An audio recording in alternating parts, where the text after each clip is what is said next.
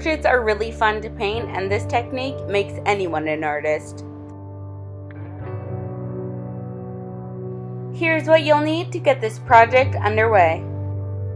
Some watercolor paints, a cup of water and a brush, watercolor paper, some masking fluid and a brush to use with that, tape and tweezers, and a light box or a window, and then you'll also need your black and white image.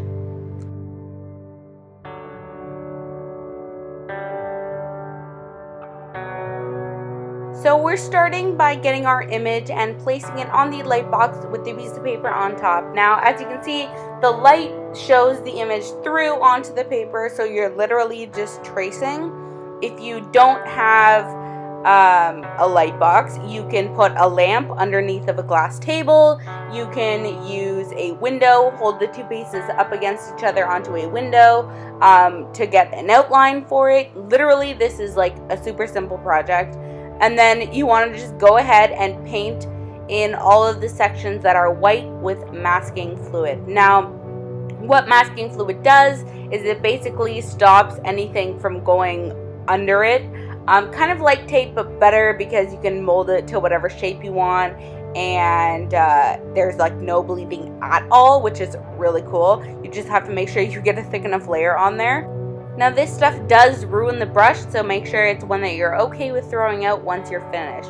So when you're done, it'll look completely opposite to the original picture that you have. The black parts will be white, and the white parts will be the yellow of the masking fluid.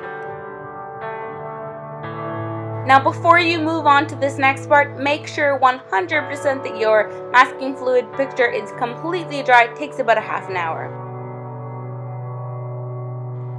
So at this point, you can just go ahead, paint your image with your watercolor paints, and don't worry about going over the masking fluid. Like I said, it does not leak. Nothing can get in or under it.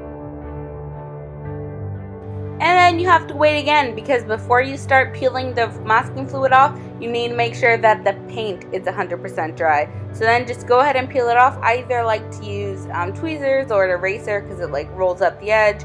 Any combination thereof works perfectly fine for this project.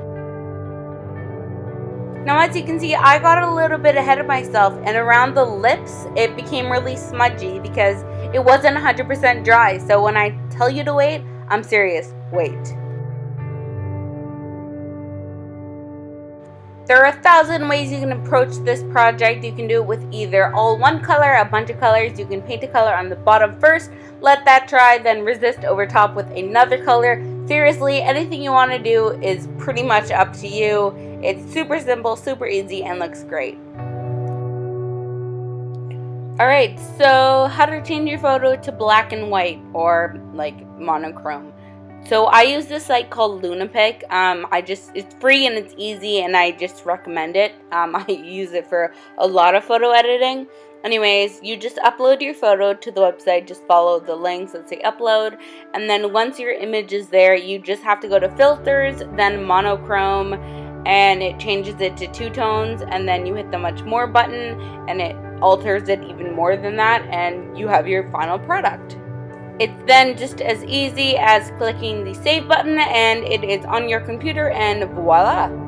Alright guys, so I got a Mimi box in the mail, and let's see what's in it.